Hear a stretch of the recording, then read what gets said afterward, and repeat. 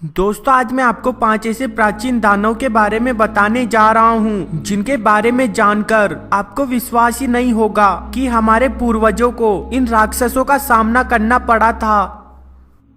शख्स बस ये एक ऐसी दानव हुआ करती थी जो पंख की मदद से आसमान में उड़ सकती थी और अपने शिकार का पीछा कर सकती थी।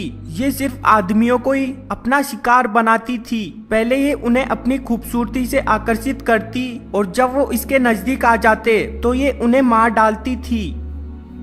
कापा कापा को पानी के राक्षस के नाम से भी जाना जाता है, जिसके सिर पर एक छेद होता है जिसमें हमेशा पानी भरा रहता है। माना जाता है कि इसी से कापा को शक्तियां मिलती है। प्राचीन कथाओं की माने तो कापा नदी में जानवरों को डुबो देता था और आसपास के गांव के बच्चों को चुरा लेता था। जापान में कापा के होने के सबूत भी मिले हैं जो ये साबित करते हैं कि कापा कई सालों पहले हमारी दुनिया में मौजूद थे।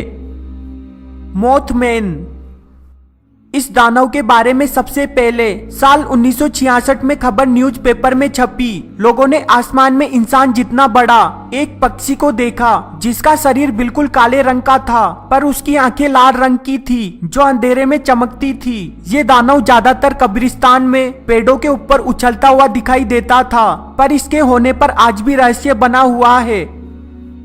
सर्बेरस इस दानव का सबसे पहले जिक्र ग्रीक की पौराणिक किताबों में किया गया, जो एक ऐसा राक्षस था जिसके 3 सिर थे और शरीर शेर के जैसा था। कहा जाता है कि सर्बेरस नर्क के दरवाजों की रक्षा करता था ताकि शैतान बाहर ना जा सके। ये भी माना जाता है कि सर्बेरस से बचने का एक ही रास्ता है, वो ये है कि वो संगीत की आवाज सुनकर गहरी नींद में चला जाता है। पिक्सी किसी को भी नहीं पता कि इन्हें सबसे पहले कहां देखा गया, लेकिन इनका जिक्र सबसे पहले इंग्लैंड में सुना गया था। ये इंसानों के लिए खतरनाक नहीं होती, लेकिन इसे यात्रियों को परेशान करने में बड़ा मजा आता है। इनका शरीर इंसानों के हाथ जितना होता है, लेकिन ये अपने शरीर को इंसानों जितना बड़ा कर सकती है। दोस्तों, आपको क्या लगता है, क्या परियां अभी भी हमारी दुनिया में मौजूद है? अपनी राय कमेंट बॉक्स में जरूर दें। लूसीफर इसे सबसे खतरनाक राक्षस माना जाता है जो फरिश्तों का सरदार हुआ करता था। लूसीफर को फरिश्तों में सबसे सुंदर माना जाता था, लेकिन उसमें अहंकार भरा होने की वजह से वो अपने आप को देवताओं के बराबर समझने लगा। फिर उसने देवताओं से विद्रोह ले लिया, लेकिन इसमें लूसीफर की हार हो गई। फिर उसे नर्क में फेंक दिया गया, जो आज भी देवताओं से लड़ने और दुनिया पर राज करने के लिए नर्क में अपनी सेना बना रहा है। ग्रीम रीपर को लोग मौत के नाम से भी जानते हैं, जो उसी व्यक्ति को दिखाई देता है जिसकी या तो मौत होने वाली हो या फिर वो पहले से ही मर चुका है। सबसे पहले इसका जिक्र 15वीं सेंचुरी में इंग्लैंड में सुना गया, जिनके अनुसार रीपर लोगों की आत्माओं को मरने के बाद दूसरी दुनिया में जाने का रास्ता दिखाता है। वहीं कुछ लोगों का मानना है कि रीपर को छूने मात्र से ही लोगों की जान चली जाती है। सायरन ग्रीक मैथोलॉजी के अनुसार सिरेन एक खूबसूरत लेकिन खतरनाक क्रिएचर है जो बिल्कुल जलपरियों जैसी लगती है, लेकिन ये उनसे बिल्कुल अलग होती थी, जो समुद्र में मछुआरों को अपनी सुरीली आवाज से मोहित कर लेती थी और उन्हें पानी में डुबोकर मार देती थी। कहा जाता है कि सेरिन के गाने में इतनी शक्ति होती है कि इंसान सब कुछ भूलकर सेरिन की आवाज की ओर दौड़ा चला जाता है और सेरिन का शिकार हो जाता है। अजेजल ये भी पहले एक फरिश्ता हुआ करता था जिसने देवताओं के खिलाफ विद्रोह कर दिया, जिसे बाद में एक औरत से प्यार हो गया जो धरती पर रहती थी। इनके बच्चों को नेफिलिम के नाम से जाना जाता था, जो कि बाद में धरती के लिए कलंक बन गए। देवता उन्हें धरती से मिटाने के लिए एक बड़ा तूफान पैदा कर दिया, जिसके बाद अजाजल ने एक बड़े दानव का रूप ले लिया जो पाप और क्रोध को रिप्रेजेंट करता है। फिनेक्स क्रिएचर ग्रीक मैथोलॉजी के अनुसार फिनेक्स का शरीर एक औरत जैसा है, जिसके नीचे का हिस्सा शेर के जैसा, पंख ईगल के जैसे और सांप के सिर जैसी पूंछ होती है, जिसके हमले से बच पाना लगभग नामुमकिन माना जाता था। मिनोचर इस राक्षस का सिर बैल का और नीचे का शरीर इंसान जैसा था, जो काफी गुस्सैल स्वभाव का होता था और अपने सामने आने वाले जीवों को नुकसान पहुंचाने से भी नहीं कतराता था। कहा जाता है कि मिनोचर का जन्म इंसान के द्वारा ही हुआ था। द लेसी। पौराणिक किताबों की माने तो लेसी जंगल में रहने वाली एक बुरी आत्मा है, जो दिखने में एक बुढ़े आदमी जैसी लगती है और जंगल से गुजरने वाले लोगों को अपना शिकार बना लेता है। लोगों के अनुसार लेसी का शरीर काफी बड़ा होता है और उनके लंबी लंबी दाढ़ी उगी होती है। लेसी अपने आप को किसी भी जीवित जानवर या फिर किसी भी पेड़ में बदल सकता है। कई लोगों का कहना है कि लेसी एक ऐसी आत्मा है जो जंगल को दुष्ट आत्माओं से बचाती है। गोब्लिन्स। कुछ लोग इसे दानव मानते हैं, वहीं कुछ लोग इसे बुरी शक्तियों से रक्षा करने वाला समझते हैं, जो जंगल में पेड़ों के ऊपर रहते हैं। जब भी कोई इनके घर को काटता है तो ये उस पर गुस्सा हो जाते हैं और उसे जान से मार देते हैं। वहीं कुछ लोग इसके पेड़ के नीचे खाना रख देते हैं ताकि वो उन लोगों से खुश हो जाए और उनके घर की रक्षा हमेशा करता रहे। Jersey devil.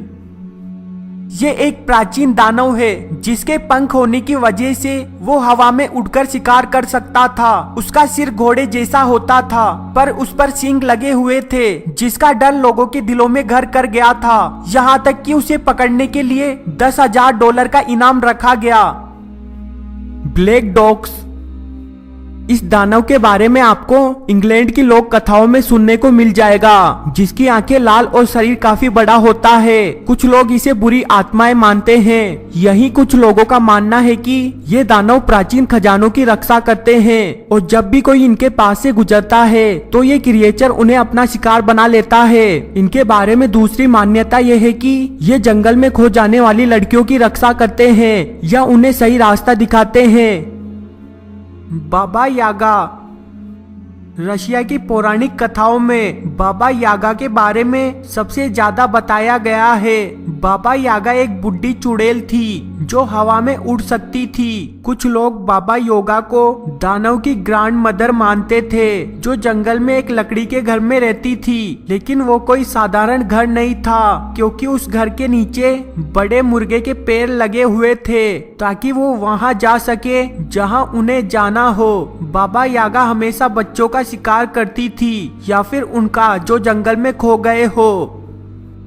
सेतियर।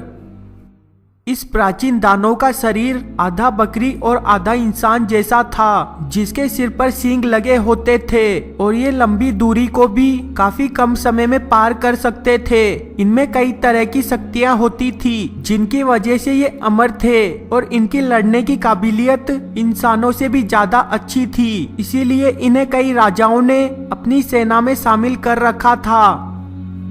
हार्पी।